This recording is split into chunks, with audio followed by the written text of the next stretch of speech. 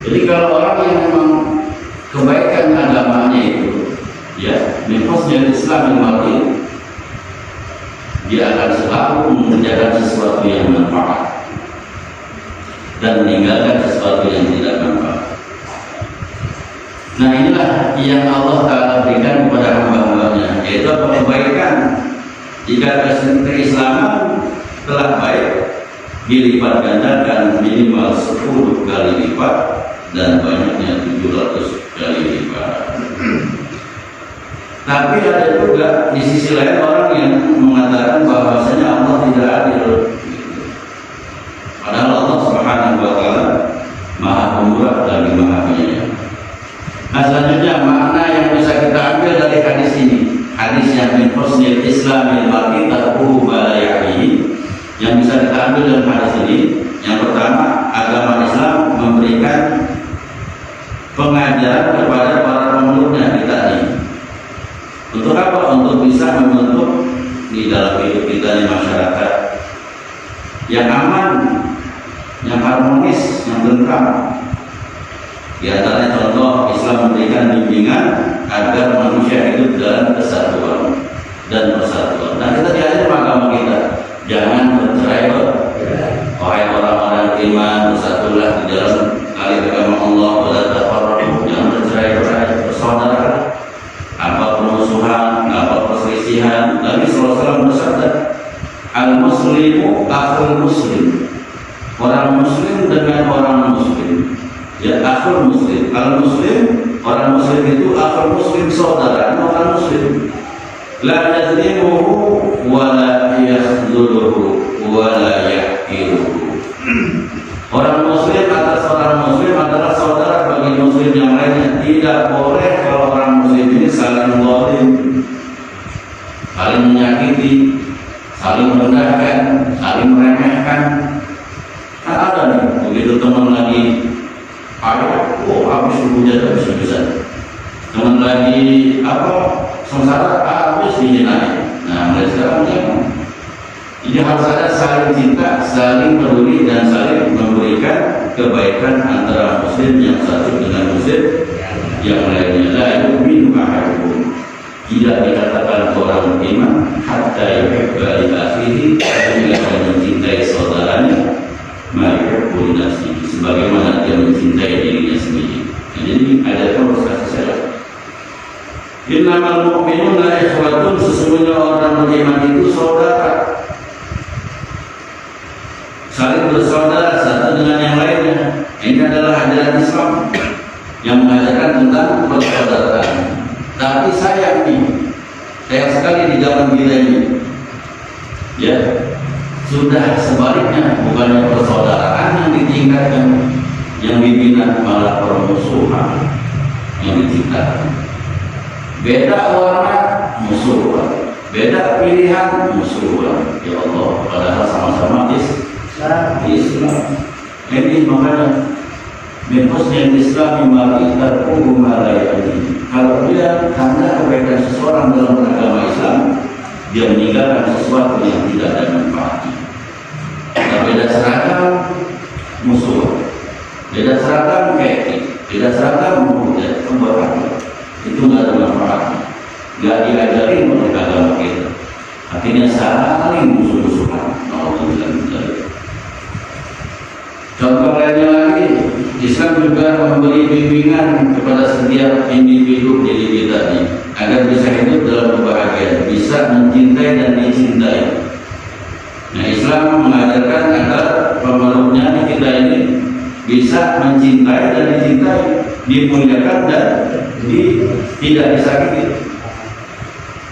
Rasulullah SAW bersabda, awala adullukum ala sayyin idza fa'altum tahabbtum qala afsus salam bainakum. Awala adullukum ala sayyin, kata Rasulullah, maka aku tunjukkan kepada kalian kepada sebuah perkara ala sayyin idza fa'altum, yang jika kalian mengerjakan tahabbtum, maka kalian akan saling mencintai. Jadi tumbuh kecintaan yang satu dengan yang lain. kepedulian antara muslim yang satu dengan yang lain. Apa amalan tersebut? Kata Rasulullah SAW mengatakan, absus salam, menyebarkan salam di antara kalian. Dan jarang gitu. Sekarang jarang banget kita teman-temannya PPM. Baru lihat mukanya udah tua. Padahal kita diajari absus salam, tebar kasih sayang dengan mengucapkan assalamualaikum. Assalamualaikum. Maka waktu itu pernah sahabat Rasulullah itu begitu mendengar ini hadis, sahabat Rasulullah Sayyidina Abu Bakar begitu dengar ini hadis, bagi orang yang mendahului membaca salam, mengucapkan salam, maka Allah bangunkan satu buah bangunan gedung di alam surga. Nah ini diamalkan oleh Sayyidina Abu Bakar. Sayyidina Abu Bakar ngamalkan ini hadis yang Rasulullah sampaikan. Begitu Sayyidina Abu Bakar datang Sayyidina Umar, Sayyidina Abu Bakar diam, kagak tidur, diam Sayyidina Abu Bakar. Sehingga Sayyidina Umar merasa ini Sayyidina Abu Bakar, ini saya salah, dan tegur Sayyidina Abu Bakar. Akhirnya ngadu ke Rasulullah. Ngadu Rasulullah, ya Rasulullah, salah saya apa dengan Sayyidina Abu Bakar? Nah maka harus klarifikasi ini kita. Kalau kita ada teman nggak ada kok, tanya dulu apa. Jadi jangan langsung ponis, wah kayaknya kalian tidak sama kita, kayaknya antara itu nggak ada. Antara kita diomongin dulu atau pergi. Nah ini klarifikasi ada Rasulullah. Sayyidina Umar klarifikasi ada Rasulullah. Apa gerangan ini Sayyidina Abu Bakar? Kok kalau ketemu saya dia salah siapa? Akhirnya dipanggil oleh Sayyidina Abu Bakar, Rasulullah SAW. Dia dipanggil, ditanya, ya Abu Bakar, ini kenapa kau gak tidur salam kepada Sayyidina Umar, kepada Umar atau Rasulullah? Jawab Sayyidina Abu Bakar, ya Rasulullah, aku ingin berbagi kepada saudaraku yang namanya Umar, agar dia kelak di surga nanti punya bangunan yang besar seperti yang engkau ungkapkan. Bagi seorang yang mengucapkan salam lebih dahulu, maka Allah berikan bangunan sebuah bangunan di surga. Maka aku ingin pertama orang yang punya bangunan itu adalah sahabatku yang aku cintai, yaitu Umar bin Khattab. Nangis ya Umar. Kenapa bisa? Itu ternyata Sayyidina Abu Bakar menunggu Sayyidina Umar ngasih salam duluan. Karena profil Sayyidina Umar punya bangunan surga, bangunan besar di dalam surga. Tuh sahabat sama sahabat saling bantu, baik di dalam dunia maupun dalam akhirat. Makanya ini jarang sekarang di sana. Coba besok udah mau pilihan dah, beda baik orang tua bukan mah. Boro-boro itu, boro-boro kotoran. Itu gara-gara beda itu. Jangan dipraktekin yang nggak baik, praktekin yang baik yang diajarkan oleh agama kita. Tidak ikut-ikutan yang memang bikin pecah belah agama. Nah, jadi absus salam. Kalau ditanya bisa nggak kita ngebarin salam? Kalau bisa ada teman-teman. Kalau nggak bisa, tanda kebaikan Islamnya belum baik. Karena min husnil Islam kita umalayak. Karena kebaikan seorang di dalam agama Islam, dia meninggalkan sesuatu yang tidak ada manfaatnya. Kira-kira tebal salam manfaatnya? Itu kebalikan daripada tarku. Maka ambil sesuatu yang memang ada manfaatnya. Laki-laki salam sama laki, perempuan salam sama perempuan. Kita salah praktek nih. Itu luar perempuan salamnya.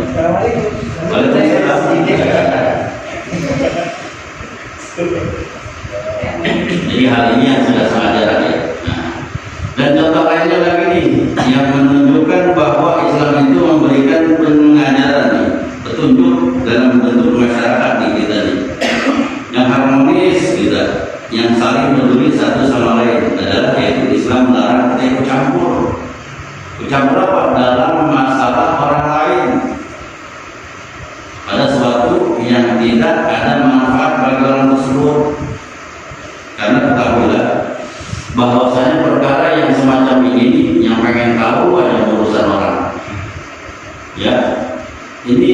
masalah dari hal orang pengen tahu ini bisa jadi besar dengan sebab orang ini pengen tahu urusan orang, bisa jadi perselisihan. Contoh seumpama ada orang lagi ngobrol gini 2-3 orang, atau orang yang tukang nguping datang duduk aja dengerin, pengen tahu aja urusan orang. Begitu dengar, dia cerita sama orang lain, akhirnya salah ceritanya, jadi fitnah nggak? Nah, jadi fitnah. Itu nama orangnya kudul. Kudul itu pengen tahu aja urusan orang. Kepo. Di sini kan ada wartawan yang suka salah dengar, digomongin, dengerin aja, begitu orang ngobrol. Tentu ditanya ada ngobrol apa gitu. Ini nggak begini sampai akhirnya salah. Nah itu yang agak ada manfaat yang ngelakuin. Yang sekira-kira jadi nanti orang pecah, permusuhan, itu mendingan dijauhkan. Nah ini bagi orang yang suka kubur, pengen tahu urusan orang aja, sebenarnya salah tobat. Ya. Kenapa? Ini diantara sebab yang akan menimbulkan perselisihan, pertikaian di antara sesama. Selanjutnya dan di antara yang lainnya bahwa Islam menjelaskan kepada kita cara untuk mendapatkan kecintaan manusia. Jadi kita diajarkan untuk mendapatkan kecintaan manusia kepada kita. Datang sahabat Rasulullah kepada Rasulullah.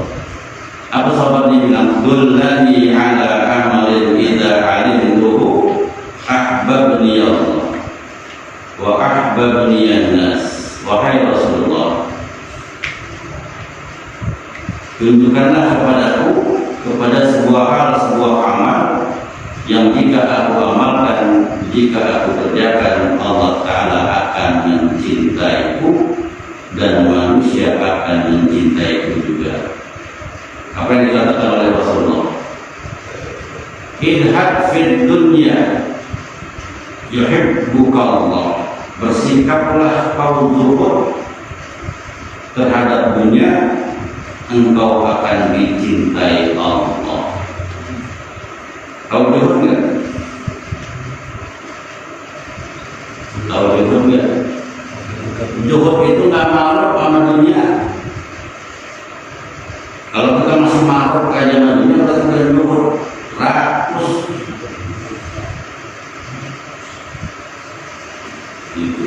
Zuhud ini dia nggak condong sama dunia. Jadi zuhud itu dia nggak mau sama dunia, nggak rakus sama dunia.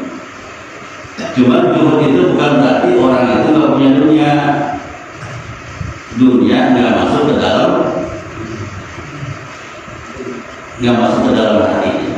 Maka kalau dunia nggak masuk ke dalam hati kita, Allah akan cinta kita. Kalau Allah cinta sama kita, doa kita juga seperti kabul. Karena apa? Kalau Allah cinta sama kita, nggak beda kita cinta sama orang. Jangankan sepeda, motor juga kasih, begitu. Kalau cinta sama orang, motor kita yang pakai gitu. Kalau kita cinta, kita nggak cinta. Apalagi Allah kalau cinta sama kita, jangan bermotor. Allah cinta sama kita.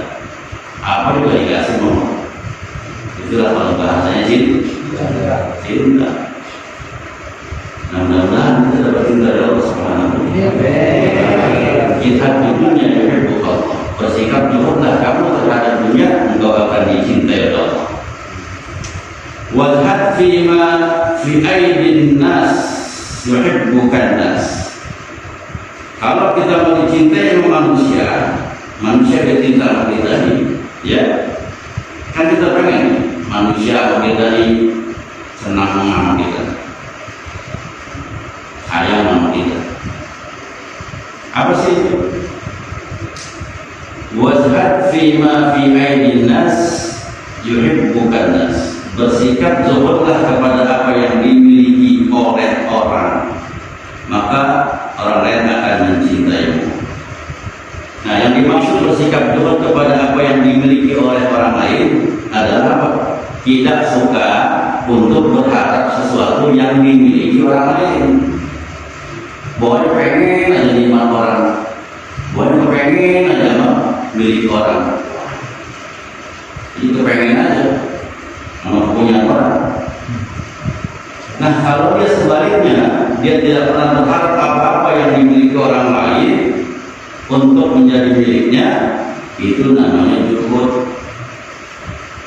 Di antaranya tidak suka meminta kepada orang lain. Dan dengan sebab kita berbuat zuhud, itu akan menimbulkan kecintaan orang lain kepada kita. Maka dari itu, mintalah kita kepada Allah Subhanahu wa Ta'ala. Sekaya-kayanya orang, ya, sebanyak-banyak duitnya orang, kalau dimintain terus sering minta sama dia, lama-lama juga kesel, lama-lama juga marah. Lu lagi mendingan tidur di lantai bawah gitu. Kesel lama-lama orang yang punya duit, kesel lama-lama orang yang kaya. Tapi kalau Allah Subhanahu wa Ta'ala akan marah pada hambanya kalau hambanya tidak meminta. Tuh kebalikannya, kita sering minta yang orang lama-lama kesel. Tapi kalau Allah kebalikannya, akan marah kepada hambanya kalau hambanya tidak meminta kepadanya. Maka banyak-banyaklah kita minta. Wa qala rabbukum ud'uni astajib lakum. Mintalah kepadaku, niscaya aku kabulkan.